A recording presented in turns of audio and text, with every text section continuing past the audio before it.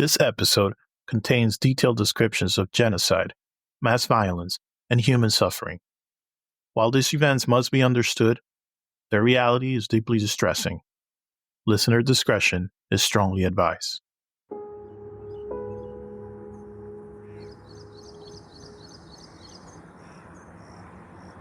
Kigali, April 6, 1994, 8:23 p.m. The air hangs heavy with the scent of eucalyptus and wood smoke. If you were standing in Kigali that evening, you'd notice how ordinary everything seemed. Children being called in for the night, their voices echoing off of the hills. Shopkeepers pulling down their shutters, metal scraping against concrete. In the RTLM studio, a technician queuing up another evening of music and talk shows. At a military checkpoint, a young soldier yawns, thinking about the end of his shift. These are the last normal moments. At 8:27 p.m., in the dense darkness above Kigali, a surface-to-air missile streaks upwards. President Juvenal Habyarimana's plane, returning from peace talks in Tanzania, begins his final descent towards Kigali International Airport. Inside, he's discussing the recently signed peace accords with Burundi's president. Conversation will never finish. The plane erupts in flames. Wreckage rains down on the grounds of Habyarimana's own presidential compound. By 8:30 p.m., the phone lines across Kigali are alive with activity. Remember that machinery of genocide we've examined in our last episode? The carefully maintained list, the trained militias, the stockpile weapons. Now it shudders to life with terrifying efficiency. This is part 5 of our series on the Rwandan genocide, 100 Days. You know how they say you can't understand someone until you walk a mile in their shoes? Well, I'd argue you can't understand a nation until you've walked through its history. Not just the highlight reel or the sanitized version you find in textbooks. I mean really getting into its DNA. Those defining moments that shaped everything that came after. Those moments where paths were chosen, where decisions were made in palaces and backrooms and city streets that changed the course of millions of lives. I'm your host, Paul, and this is Double Helix, Blueprint of Nations, where we unravel the genetic code of countries through their most transformative moments. Think of it like ancestry testing, but for entire nations. We dig deep into the historical DNA, finding those crucial moments that made countries who they are today.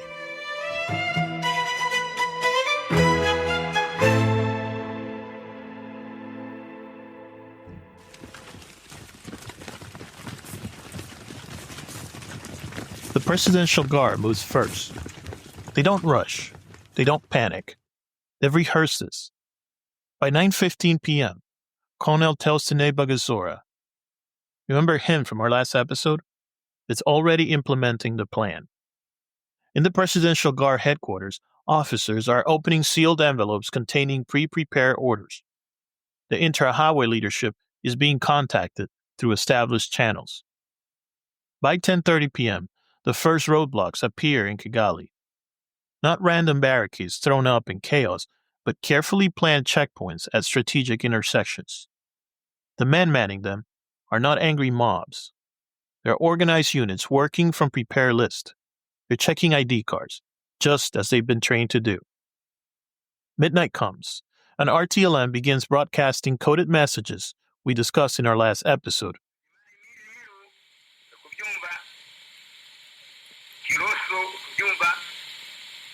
But there is a shift in the language.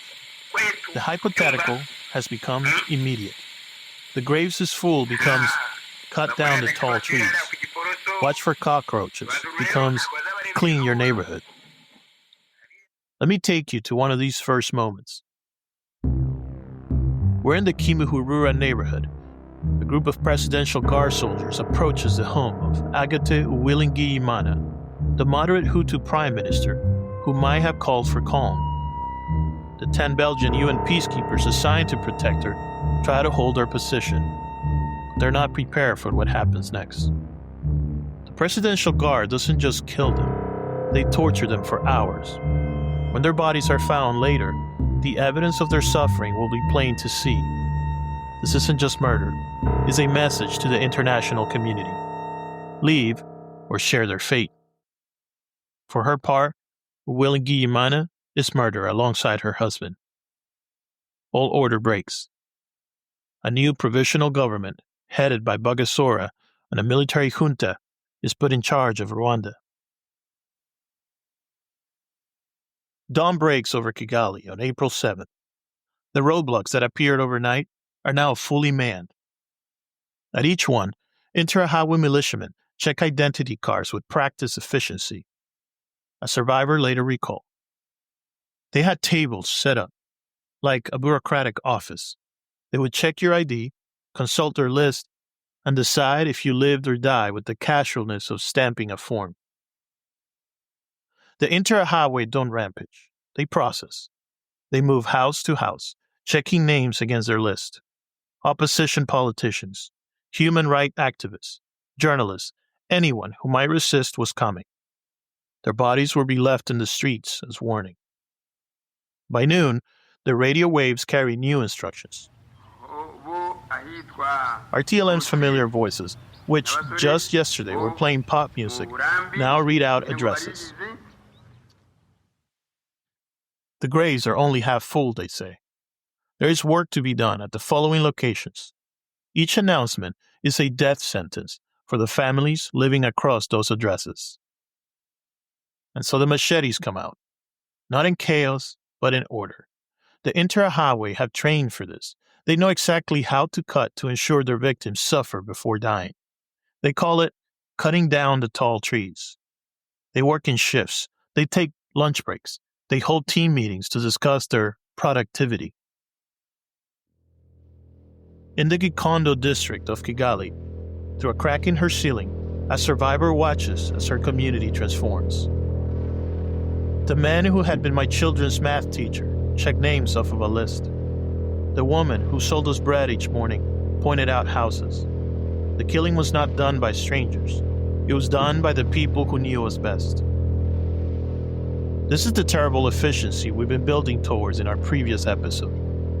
Remember how we traced the creation of ethnic identity cards under Belgian rule? Now those same cards become death warrants. Remember how we examined the transformation of RTLM from a pop music station into a propaganda machine? Now it becomes a command center for genocide. At the École Technique Officielle in Kigali, 2,000 Tutsis have sought refuge, protected by Belgian UN peacekeepers. But on April 11th, the Belgians received orders to withdraw. The school's priest begged them to stay. "You are condemning these people to death," he says. The Belgian commander responds, "We have our orders." Within hours of their departure, the Interahamwe enter the school. By sunset, the playground is carpeted with bodies. The most chilling aspect of these first 24 hours isn't the killing itself, it's the administrative precision with which it is conducted. In government offices across Kigali, civil servants process the paperwork of mass murder with the same efficiency they once processed parking tickets. A clerk later describes, "We use the same forms, the same filing system. We just changed what we were recording, from births and marriages to deaths and property seizures." This isn't chaos. This isn't spontaneous violence. This is the execution of a plan we watched being constructed over our previous episodes. Every checkpoint, every broadcast, every killing team is performing its assigned role in a machinery that took years to build. By April 8th, the killing radiates outwards from Kigali like a dark tide, following Rwanda's administrative boundaries with terrible precision. But to understand how this machinery of death moves across the country's 1,000 hills, we need to watch it operate at both macro and micro level. Let me take you to a morning meeting in the Gitarama prefecture. Local officials are gathered around a map, coffee cups in hand, discussing what they call their work schedule. They could be planning an agricultural project or a road maintenance program. Instead, they're organizing mass murder. A former participant later testified. We had quotas, sectors to clear, progress reports to file. We used the same administrative systems we had used for coffee production and tax collection, only now we were processing people. The transformation of ordinary people into killers happened with terrifying speed. Listen to this perpetrator describe his first murder. I had killed chickens, but never an animal the stoutness of a man. The first person I finished off in a rush, not thinking anything of it, even though he was a neighbor, quite close on the hill. I had taken the life of a neighbor. At that fatal instant, I did not see him for what he had been before. I struck someone who was no longer either close or strange to me. Another killer describes his first act. First, I cracked an old mama's skull with a club, but she was already lying almost dead on the ground, so I did not feel death at the end of my arm. I went home that evening without even thinking about it.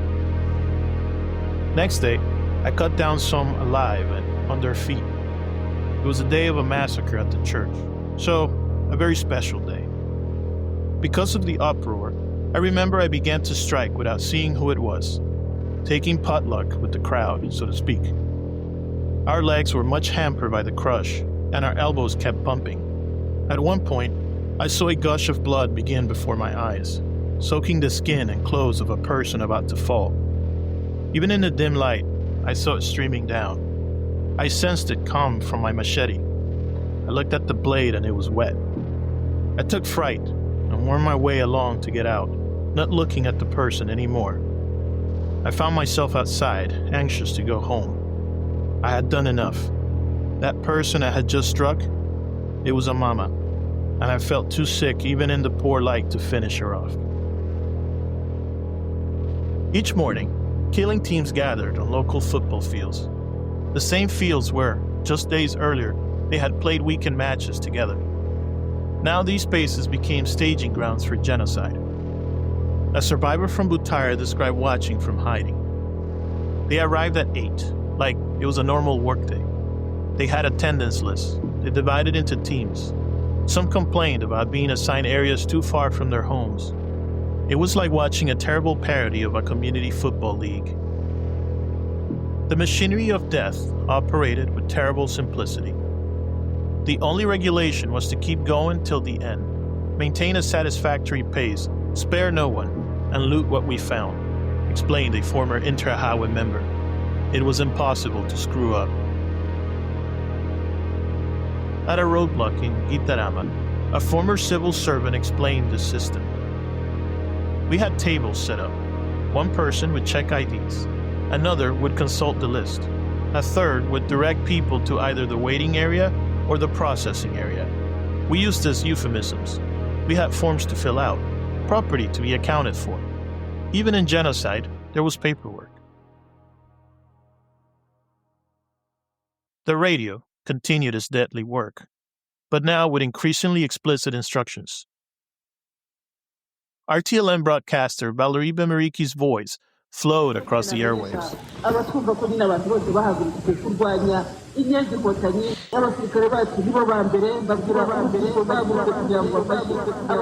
The graves are only half full.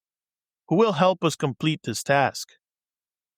In response, killing teams moved with greater urgency.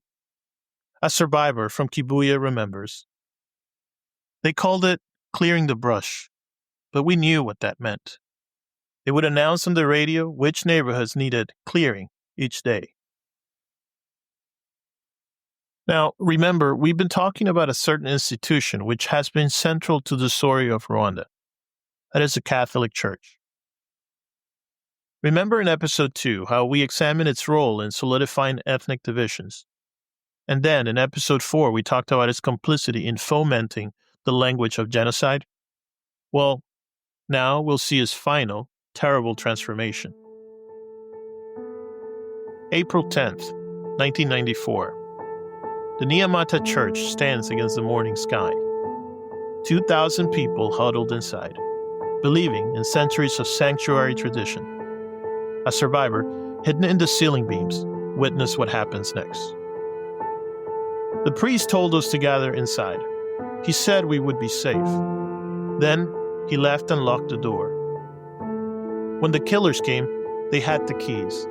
I watched them organize their work in the church courtyard. They took attendance like it was a parish meeting. They sharpened their machetes on the church steps. The killing became a perverse form of communion. At the Enterama Church, a survivor recalled, "They killed the old first, then the men, then the women. They took breaks between groups, sitting on the pews, drinking banana beer. Some wore their Sunday clothes. They said prayers before beginning each new round of killing. The blood ran down the aisles where we used to walk to receive the Eucharist." In the Mugonero Seventh-day Adventist Church and Hospital Complex, Dr. Gerard Ntakirutimana, a respected physician and church elder, moved through the hospital wards with a list. A nurse, who survived, describes, "He checked off names like he was doing his rounds. This one," he would say, "and this one." Patients still had IVs in their arms when they were dragged out. Some begged them in the name of Jesus. He told them Jesus had died for Hutus, not for Tutsis. But perhaps the most chilling transformation happened in Rwanda's school. In Butare, a high school principal used his administrative skills to organize killing squads. A student who survived by hiding in the library ceiling describes, "He divided the killers into groups like study sections. He gave them grades for efficiency. One day, I heard him say, 'Your technique has improved. You are now an A level.' He was talking about how cleanly they could kill with a single machete stroke." At Kigali's main hospital, doctors who had taken the Hippocratic Oath turned their medical knowledge to torture. A nurse who survives testified. They would inject air into the patient's veins, a slow, painful death. They kept medical records of how long each method took. They discussed their findings over coffee in the break room, like it was a research project. When they killed pregnant women, they would bet on the sex of the unborn child before cutting them open. The hills of Bisisero tell us a different story on this 100 days, one of both extraordinary courage and of its limits. For 2 months, while genocide consumed the rest of Rwanda, these hills became a last fortress of resistance. A survivor who lost 7 children in the final assault describes those days. "We fought with stones against men with guns. When they came up one side of the hill, we would roll rocks down on them. We used our cattle herding whistles to warn each other. Sometimes we would all shout together to make them think we were stronger than we were. In the end, we died standing rather than on our knees." But the machinery of genocide wouldn't tolerate such defiance. A former Interahamwe commander, later interviewed in a refugee camp, described the systematic response. "We had been embarrassed by these Tutsis with their rocks and sticks, so we approached it like a military operation. We divided the hill into sectors. We cut off their water sources. We studied their warning systems. When someone suggested using tear gas to drive them out of their caves, we tested it first on dogs to get the concentration right." The final assault came in June. A survivor hidden in a tree described what happened. "They came with megaphones, calling us out by names. People they knew were hiding. 'Come out. We have orders to spare you now,' they said. And some did come out. I watched them line up these people, asked them to show their ID cards one last time. Then they killed them slowly, making others watch. They were teaching us something about hope." In the midst of this resistance, the bureaucratic nature of genocide persisted. A local official who participated in the Bisisero operation kept detailed records. June 17, Sector 4 cleared, 157 eliminated. Special note: resistance stronger than expected. request additional resources. These documents included ammunition expenditure reports and equipment maintenance schedules. Now let me take you to another kind of resistance, the intimate kind that happened in private homes and hidden spaces. In Butare, a group of Hutu women created what they called a shopping network. A survivor explains. They would go to market as usual, but their shopping baskets had false bottoms. They smuggled food to people hidden in ceiling spaces and pit latrines. One day, a woman was caught. The Interahamwe made her sit in her own market stall, still wearing her shopping apron, while they killed the family she had been feeding. They left her there for 3 days, forcing other market women to walk past her body. A lesson in consequences. Yet even as some resisted, the machinery of genocide adapted and evolved. When the mayor of one small commune refused to participate, the response was coldly efficient. A clerk describes the process. They didn't arrest him or kill him immediately.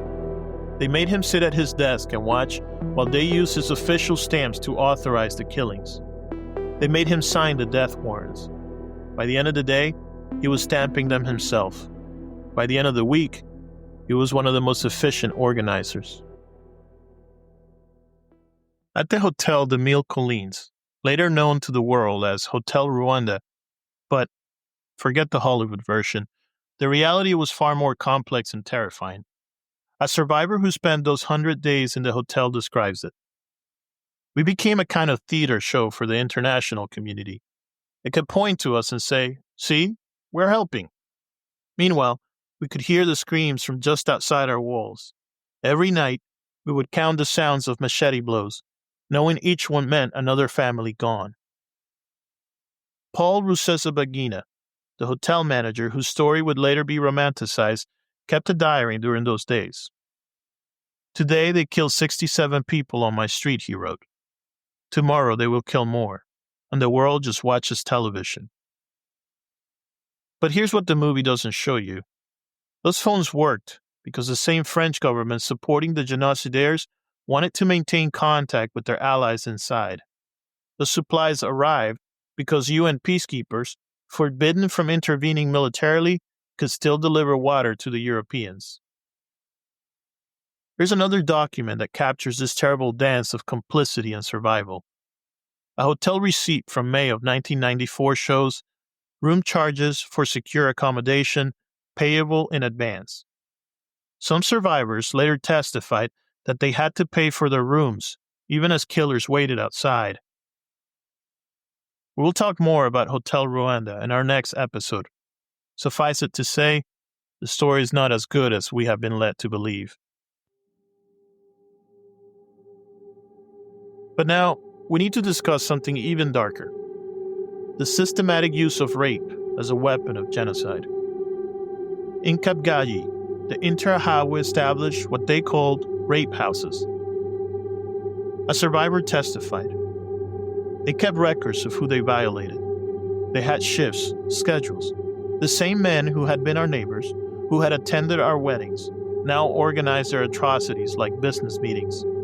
One man apologized for being late to rape me. He said he had to finish his paperwork first. The systematic nature of sexual violence reached depths of depravity that challenged description. But we must speak of it.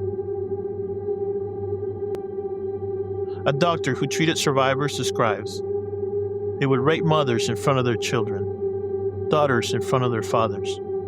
They would keep ledgers of the victims. Some women were assigned to specific militiamen. They called it ownership. These weren't crimes of opportunity. This was genocide expressed through sexual violence. Now let me take you to what might have been the most efficient killing of the entire genocide. The technical school in Murambi. Over 45,000 people were killed in just 2 days.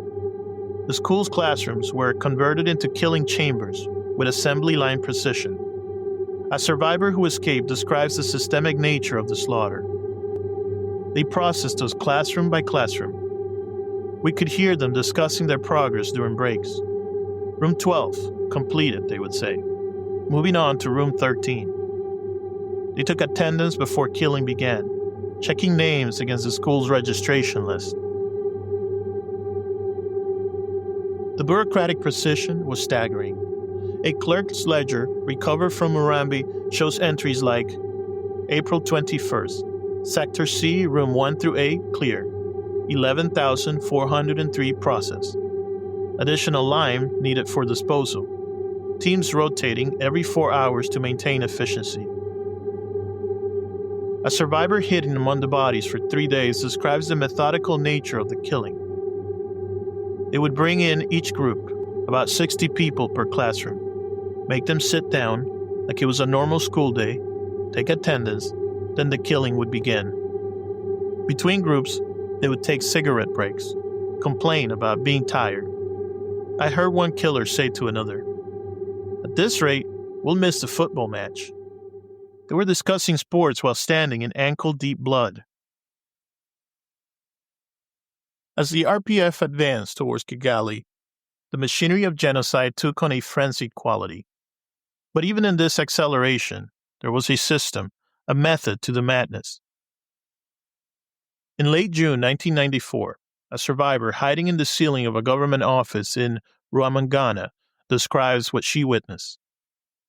The killing had become around the clock now. They worked on their car headlights at night.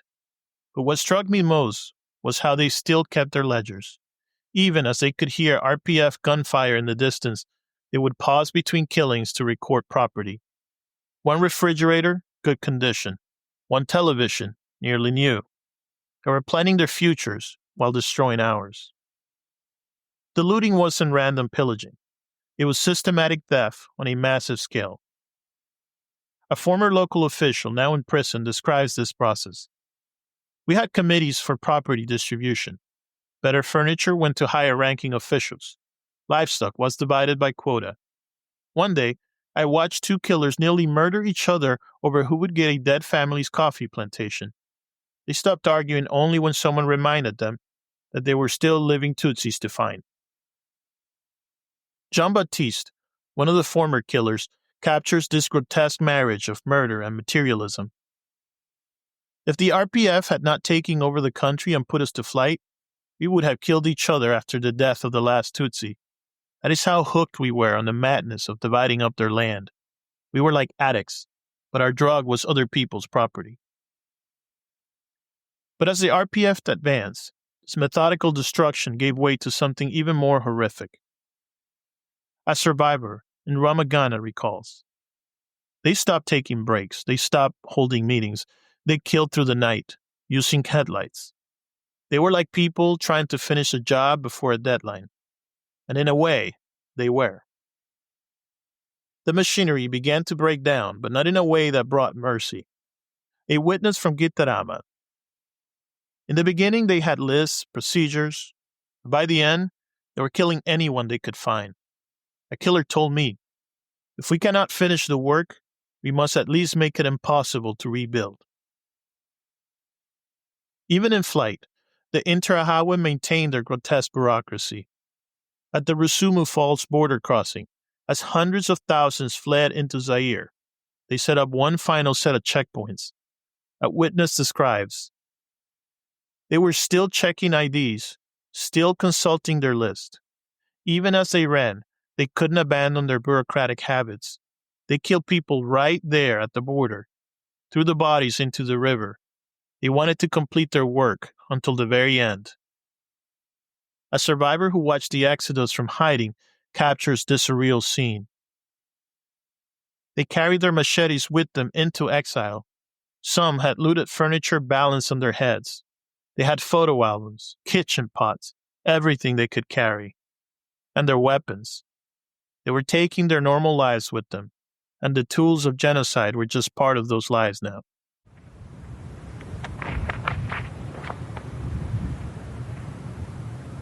Early July 1994. Kigali has become a city of ghosts and guard posts. Paul Rusesabagina, still keeping his diary at the Hotel de Mille Collines, writes, "The streets are empty except for dogs and bodies. The killers had fled, but their work remains everywhere we look. They turned our capital into a graveyard and called it progress. Let me take you to a moment that captures this terrible transition. We're in a government office in central Kigali. The Interahamwe are preparing to flee. But watch what they're doing. They're shredding documents, but not before making copies. A clerk later testifies. They said we would need the records when we returned to finish our work. The RPF advance brought its own kind of methodical progression. A survivor hiding in the ceilings of a church in Kigali describes these final days. We could hear the battle getting closer. The killers became more frantic. What I remember most was their organization, even at the end. They had meetings about how to retreat efficiently. They discussed which records to take, which to burn. One man said, "We must preserve our filing systems for when we return." As the genocidaires fled, they took not just the weapons and the loot, but the administrative infrastructure of death. A UN observer who entered Kigali in those final days found something chilling. In one government office, I found a calendar still on April's page. Next to it was a ledger with columns for daily quotas and property acquisitions. The last entry was eerily bureaucratic. Operations suspended due to tactical withdrawal. All materials properly inventoried.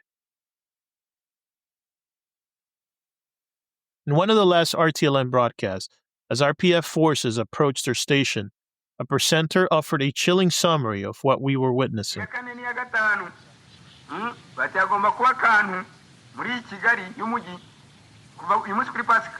We may not have finished the work, but we have shown people what is possible. We have taught a lesson that will not be forgotten. The machinery of genocide may have been stopped, but its architects were proud of what they had created. And so here's one final scene.